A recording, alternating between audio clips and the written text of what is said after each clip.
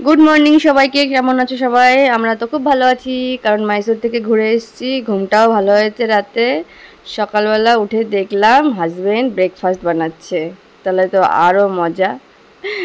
Husband বেডটি দিল আর উপমা বানাচ্ছে। আর ওয়েদারটা দেখো খুব সুন্দর, ওখানে তো ব্যাঙ্গালোরে তো ওয়েদার খুব সুন্দর। মেয়ে রোদ্রে বসে আছে। কুহু, রোদ না, রোদ তো।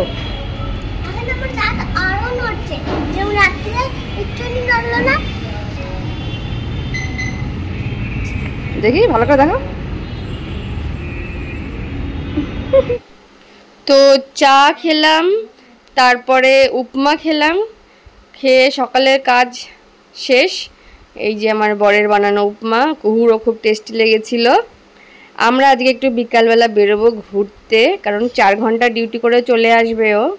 এই জামগুলো আনা मैसूर থেকে খুব বড় বড় ছিল। তো এই দেখো বিকালবেলার দিকটা রেডি হয়ে গেছি। অফিস থেকে চলে এসছে বর, কুহু রেডি, বর রেডি, সবাই রেডি। একটু পার্কে বেরোবো, কারণ কুহু দোলনা পাচ্ছে না, আমরা শুধু ঘুরে বেড়াচ্ছি, ওর ঠিক মজা আসছে না। ওকে একটু দোলনা চাই, একটু ঝুলবে, দৌড়াবে, খেলবে। তো সেই জন্য ওর বাবা, ঈদের দিন ছিল তাই 4 ঘন্টা ডিউটি করে চলে এসেছিল। তো আমরা এখন ওই জন্য বেরিয়ে পড়েছি একটা পার্কের উদ্দেশ্যে। ওর বাবা নেট থেকে খুঁজে খুঁজে পার্ক বের করেছে। এই পার্কটা খুব বেশি বড় ছিল না, খারাপও ছিল না, মানে খুব ছোটও ছিল না, গোছানো গাছানো পরিপাটি। সবথেকে মজার ব্যাপার এখানে দোলনা ছিল, দোলনা মানে কুহু খুশি। তারপরে বাকি এরকম টাইপেরও ছিল স্লাইড, ওগুলো তো চেপেছিল।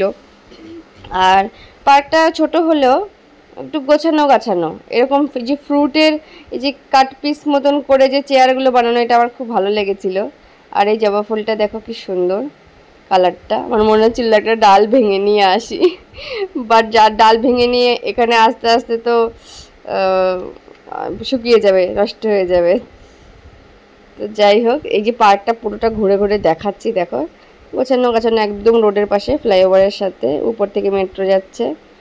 এই একটা গুহার মতন করা, এর ভেতরে মিউজিক সিস্টেম ছিল। আর এটা দেখো, এটা সব থেকে বেশি ভালো লেগেছে, একটা এরকম বাচ্চা বানানো বোতল করা। এরকম পার্ক, মানে পার্কটার ভেতরে এরকম অনেক জায়গায়। তো কুহু তো আমার মেয়ে, ও তো বান্ধবী পাতি নিয়েছিল। এই দেখো ওর একটা বান্ধবী সুইটি, ওখানে গিয়ে বান্ধবী পাতি নিয়েছে, তার সঙ্গেই খেললো পুরো টাইমটা। তারপরে আমরা ওখান থেকে বেরিয়ে গেলাম, সন্ধ্যা হয়ে গেছিলো। আমরা মন্দির দর্শন করতে এসেছি, দুটো মন্দির, একটা গণেশ মন্দির আর একটা হলো বিগ বুল মন্দির, আর একটা ছিল গোবর্ধন মন্দির। তিনটাই দেখাবো। ওইটা গণেশ মন্দিরটা চলে গেল, আর এই যে যাচ্ছি দুটো সিংহের মতন, এটা বিগ বুল মন্দির। এই বাদিক থেকে সব মূর্তি করে রেখেছে, চাষি এরকম ফসল বিক্রি করছে, এই সবাই কিনছে, এরকম মূর্তি বানানো ছিল এই বাদিকটাতে। আর এই হলো বিগ বুল মন্দিরের মেন গেটটা। এখান থেকে ভেতরে যেতে হবে। এখানে ভেতরে একটা বড় বুল মানে ষাঁড়, ওই ষাঁড় আর কি দেবতা, ওই যে বানিয়ে রেখেছে দেখছো সামনে, বড় একটা এরকম ষাঁড়ের মূর্তি, পুরোটাই পাথর দিয়ে করা, ভালো বেশ। এখানে মন্দিরের গেটগুলো কিন্তু দেখেছো তো, সব কটা মন্দিরের গেটগুলো বেশ একই রকম লাগে না দেখতে? ওই গেটের ওই স্ট্রাকচারটা খুবই সুন্দর লাগে, আমার তো খুব ভালো লাগে গেটের স্ট্রাকচারটা। ভেবেছিলাম শাড়ি পরে একটু মাথায় ফুল টুল দিয়ে একটা মন্দিরে আসবো দর্শন করতে, সেটা আর হয়নি আমার। আমি প্যাকিং করতেই ভুলে গেছিলাম শাড়ি। তো এই দেখো গোবর্ধন মন্দিরটা, ভীষণ মানে উঁচু, এটা পাথরের, এগুলো কিন্তু অরিজিনাল পাথর না, এটা ডুপ্লিকেট পাথর আর কি। সেই পাথর দিয়ে, বর বলছিল প্লাস্টার অফ প্যারিস দিয়ে করা, এগুলো কিন্তু অরিজিনাল পাথর একটাও না। ভেতরে ভিডিও করা যাবে না তাই আর করিনি। তারপরে মন্দির থেকে বেরিয়ে আমরা পাশেই ফুচকার স্টল ছিল, কুলফি স্টল ছিল, ওখানে চলে আসলাম। এখানে দেখো 30 টাকায় 6টা ফ্লেভারের ফুচকা দিচ্ছিল, মানে 6 রকমের জল দিয়ে একবার এক একটা জল দিয়ে তোমাকে এক একটা ফুচকা দেবে।